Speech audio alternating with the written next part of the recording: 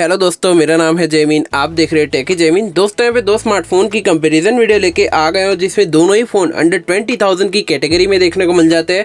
जिसमें जो पहला जो फोन है वो सैमसंग गैलेक्सी M36 5G जो फिलहाल अभी इंडिया में लॉन्च हो चुका है, और दूसरी तरफ हमारा रियलमी का नार्जो 80 Pro 5G। ये फोन भी थोड़ा सा पुराना, लेकिन स्टिल यहाँ पे जो प्राइस सेगमेंट है और जो परफॉर्मेंस है ऑलमोस्ट आपको बराबर जैसी देखने को मिल जाती है। तो अगर इन दोनों फोन के बीच में और इसी प्राइस सेगमेंट में कौन सा फोन लेना चाहिए, इसी के बारे में बताना चाहूंगा। वीडियो शुरू करने से पहले बताना चाहूंगा कि अगर आपने हमारा चैनल सब्सक्राइब नहीं किया तो पहले सब्सक्राइब कर, मैं ऐसे रोजिक वीडियो लाता रहूंगा। यहाँ पे हम दोनों स्मार्टफोन की कंपैरिजन स्टार्ट करते हैं। पहली थी दोनों स्मार्टफोन की डिस्प्ले।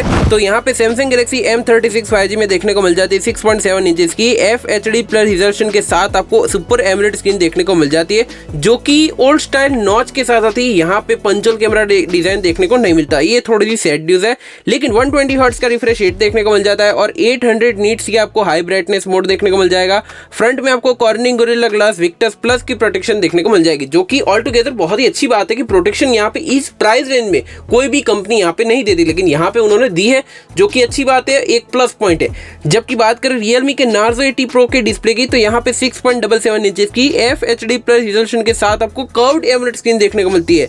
पंचोल कैमरा डिजाइन के साथ 120 हर्ट्ज का रिफ्रेश रेट है, 4500 नीट्स की आपको हाई ब्राइटनेस मोड देखने को मिल जाएगा और फ्रंट में ग्लास है और रियर में प्लास्टिक है। ऑल टुगेदर यहाँ पे दो ऑप्शन है। अगर आपको सैमसंग के फोन की डिस्प्ले लेकिन यहाँ पे नॉच है, तो यहाँ अगर आपको कॉम्प्रोमाइज कर सकते हो डिस्प्ले में तो वो ले सकते हो, हालांकि ये फ्लैट डिस्प्ले। लेकिन वहीं पे अगर आपको कर्व डिस्प्ले चाहिए इसी प्राइस रेंज में, तो यहाँ पे रियलमी का नार्जो 80 Pro थोड़ा सा बेटर है एज कंपेरेटिवली गैलेक्सी M36 के मुकाबले। क्योंकि यहाँ पे क्या है कि अगर पंच और कैमरा डिजाइन देते तो थोड़ा बहुत समझ में भी आता था कि हाँ अच्छी है डिस्प्ले, लेकिन यहाँ पे नॉच दिया है तो थोड़ा सा ऐसा लगता है कि ओल्ड स्टाइल लगता है। जबकि सैमसंग ने इसमें काम किया होता तो बहुत ही कमाल का रहता अपग्रेडेशन के मामले में।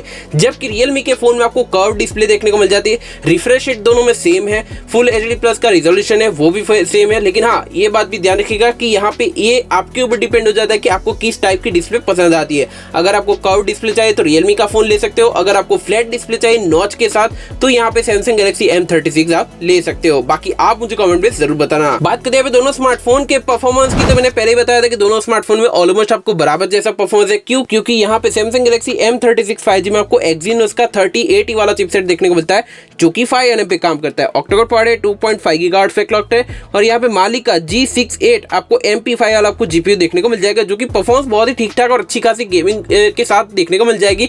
और वेपर कूलिंग चैम्बर का भी ऑप्शन देखने को मिल जाता है इस फोन के साथ में।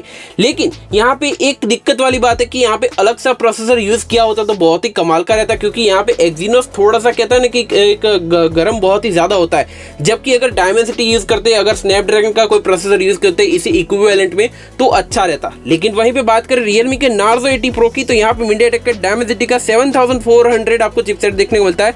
ये एक 4 nm पे काम करता है। ऑक्टा-कोर क्वाड है, 2.6 GHz पे क्लॉक्ड है और यहाँ पे मालिक का G615 का आपको GPU देखने को मिल जाएगा, जो कि परफॉर्मेंस ऑल टुगेदर सिमिलर जैसा है। हाँ लेकिन CPU वाइज क्लॉक स्पीड थोड़ी सी ज्यादा है और GPU थोड़ा सा बेटर देखने को मिल जाता है एज कंपेरेटिवली एक्सिनोस 3080 मुकाबले।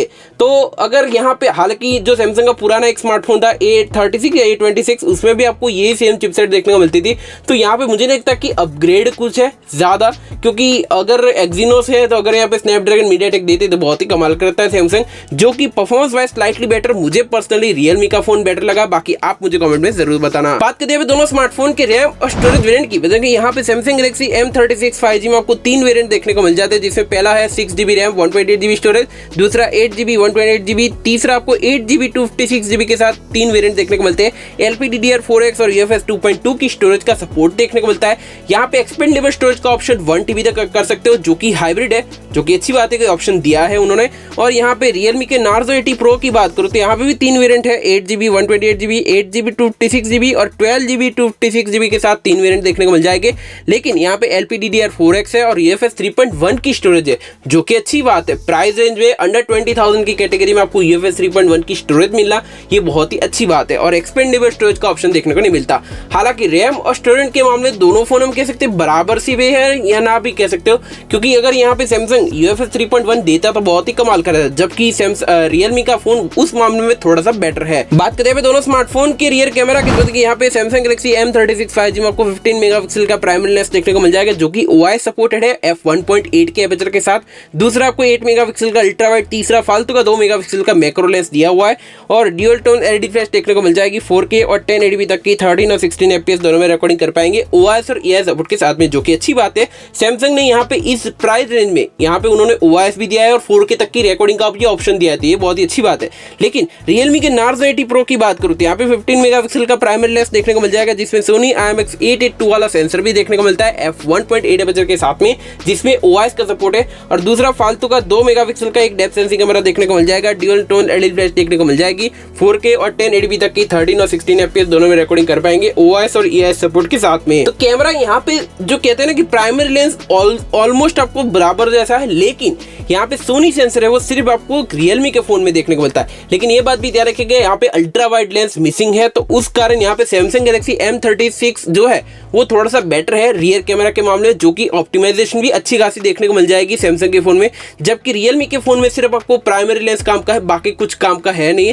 तो ये बात भी ध्यान रखिएगा। बाकी मुझे personally rear camera wise Samsung Galaxy M36 best लगा, क्योंकि यहाँ पे अल्ट्रा वाइड डेडिकेटेड है और यहाँ पे एक समझदारी वाला यहाँ पे कैमरा सेटअप देखने को मिल जाता है। बात करें दोनों स्मार्टफोन के सेल्फी कैमरा की, तो यहाँ पे Samsung Galaxy M36 5G में आपको 13 मेगापिक्सल की नॉच में सेल्फी देखने को मिलती है, ये बात भी ध्यान रखिएगा। और f2.2 का एपर्चर देखने को मिल जाएगा, HDR कैमरा, और यहाँ पे 1080p तक की 13 FPS तक रिकॉर्डिंग कर पाएंगे।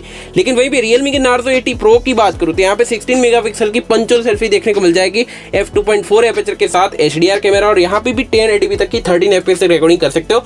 ऑलमोस्ट हम कह सकते हैं कि सेल्फी कैमरा दोनों में बराबर जैसा है, लेकिन अगर 16 मेगापिक्सल अगर स्लाइटली बेटर देते सैमसंग वाले तो थोड़ा सा बेटर होगा, लेकिन स्टिल यहाँ पे ऑप्टिमाइजेशन डिफरेंस हो सकता है। मेगापिक्सल काउंट थोड़ा सा साइड पे रखे, क्योंकि सैमसंग क्या करता है 10 मेगापिक्सल में भी अच्छी खासी ऑप्टिमाइजेशन देता है, तो यहाँ पे मैं क्रिटिसाइज नहीं करूँगा कि सेल्फी कैमरा यहाँ पे भी बेटर देखने को मिल जाता है, तो ऑलमोस्ट बराबर जैसा सेल्फी कैमरा है। हाँ, लेकिन अगर आपको ज्यादा ब्यूटिफिकेशन चाहिए तो Realme का फोन ले सकते हो। बाकी अगर नॉर्मल से आपका काम चल जाएगा तो दोनों ही phone as a selfie camera wise थोड़ा सा सिमिलर जैसा देखने को मिल जाता है। बात करते हैं दोनों स्मार्टफोन की बैटरी और सॉफ्टवेयर की, बताएंगे Samsung Galaxy M36 5G में आपको 5000 mAh की आपको बैटरी देखने को मिल जाएगी, जिसमें 25 वाट की फास्ट चार्जिंग का सपोर्ट है। चार्जर तो इन द बॉक्स देखने को नहीं मिलता, ये आपको सेपरेटली परचेस करना पड़ेगा। हालांकि जो सैमसंग की M सीरीज है वो अपनी बैटरी कैपेसिटी के वाइज थोड़ा सा फेमस था, लेकिन यहाँ पे उन्होंने थोड़ी सी कमी कर दी है, कॉम्प्रोमाइज, क्योंकि यहाँ पे एमुलेट स्क्रीन दी हुई है इस कारण, और विक्टस प्लस की प्रोटेक्शन दी है उस कारण।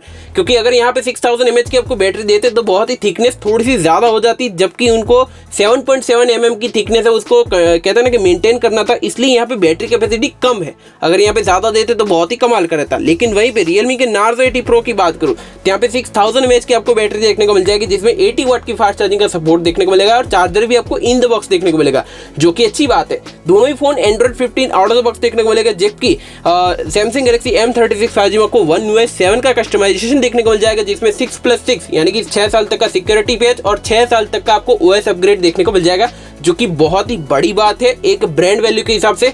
जबकि Realme उस मामले में थोड़ा सा पीछे है, Realme UI 6 का कस्टमाइजेशन देखने को मिलता है, जो कि यहाँ पे एड्स बहुत ही ज्यादा देखने को मिलते हैं, जबकि Samsung के फोन में भी देखने को मिलता है, लेकिन उसे आप डिसेबल कर सकते हो। तो सॉफ्टवेयर वाइज तो यहाँ पे Samsung का फोन बेस्ट है, लेकिन बैटरी कैपेसिटी वाइज और यहाँ पे चार्जिंग स्पीड वाइज यहाँ पे Realme का फोन थोड़ा सा बेटर देखने को मिल जाता है। बात करें दोनों स्मार्टफोन के कनेक्टिविटी सेंसर की, बताओ Samsung Galaxy M36 5G में आपको नॉर्मल सेंसर और सभी सेंसर देखने को मिल जाएंगे। दोनों यहाँ पे साइड माउंटेड फिंगर सेंसर का सपोर्ट है, टाइप सी का पोर्ट है, 3.5 mm ऑडियो जैक देखने को नहीं मिलता, हाइब्रिड स्लॉट का सपोर्ट देखने को मिल जाता है, ब्लूटूथ का 5.3, Wi-Fi 6, NFC का सपोर्ट और सिंगल स्पीकर देखने को मिल जाता है। ये थोड़ा सा सैड न्यूज़ है। लेकिन वहीं पे Realme के Narzo 80 Pro की बात करो तो यहाँ पे नॉर्मल सेंसर और सभी सेंसर देखने को मिल जाएंगे।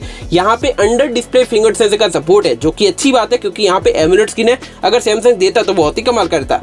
टाइप सी का पोर्ट, 3.5 mm ऑडियो जैक देखने को नहीं मिलता, लेकिन टाइप सी का पोर्ट देखने को मिलता है, वो एक बात ध्यान रखिएगा। ड्यूल बैंड वाईफाई का सपोर्ट है, यहाँ पे Wi-Fi 6 नहीं है, तो ये बात भी ध्यान रखिएगा। ब्लूटूथ का 5.4, ड्यूल नैनो सिंक का सपोर्ट और ड्यूल स्पीकर का सपोर्ट देखने को मिल जाता है। तो कनेक्टिविटी सेंसर के मामले में स्लाइटली बेटर यहाँ पे Realme का फोन है। बाकी आप मुझे कमेंट में जरूर बताना। बात करें दोनों स्मार्टफोन के कलर वेरिएंट और प्राइस की, बताएंगे यहाँ पे Samsung Galaxy M36 5G में आपको 3 वेरिएंट देखने को मिलता है, लेकिन प्राइस की बात करूँ तो यहाँ पे जो बेस वेरिएंट है आपको 17,000 का, दूसरा आपको 18,000 का और तीसरा आपको यहाँ पे 21,000 का फोन देखने को मिल जाएगा। और इसकी जो सेलिंग है वो आपको 12 जुलाई को Amazon पे देखने को मिल जाएगी, तो वहां से जाकर परचेस कर सकते हो। लेकिन वहीं पे बात करूँ Realme के Narzo 80 Pro की, तो यहाँ पे भी आपको दो कलर वेरिएंट देखने को मिलता है। लेकिन प्राइस की बात करूँ तो यहाँ पे जो बेस वेरिएंट है आपको 20,000 का, दूसरा आपको 21,500 की प्राइस में, और तीसरा आपको 23,500 की प्राइस में फोन देखने को मिल जाएगा। और इसकी सेलिंग आपको Amazon पे देखने को मिल जाएगी, तो वहां से जाकर परचेज कर सकते हो। ऑल ओवर यहाँ पे दोनों स्मार्टफोन के कंक्लूजन की बात करूँ तो कौन सा फोन लेना चाहिए, अगर प्राइस वाइज देखने जाए तो अंडर 20,000 की कैटेगरी में,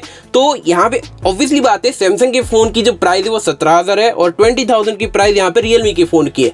लेकिन यहाँ पे गैप कहाँ पे आता है वो ध्यान रखिएगा। पहली बात, अगर आप 17,000 में फोन लेते हो तो आपको 2,000 और ऐड करने पड़ेंगे, जिससे क्या होगा कि आपको 19,000 का ही फोन पड़ेगा, क्योंकि चार्जर आपको इन द बॉक्स देखने को नहीं मिलता, तो उस कारण यहाँ पे थोड़ी सी कॉस्ट बढ़ जाती है। ये बात भी ध्यान रखिएगा। दूसरा, यहाँ पे Exynos का प्रोसेसर है तो थोड़ा बहुत हीट होगा और वेल ऑप्टिमाइज देखने को नहीं मिलता कभी कभी, जबकि Realme के फोन में आपको Dimensity का जो प्रोसेसर मिलता है वो थोड़ा सा बेटर है एज कंपेरेटिवली Exynos के मुकाबले।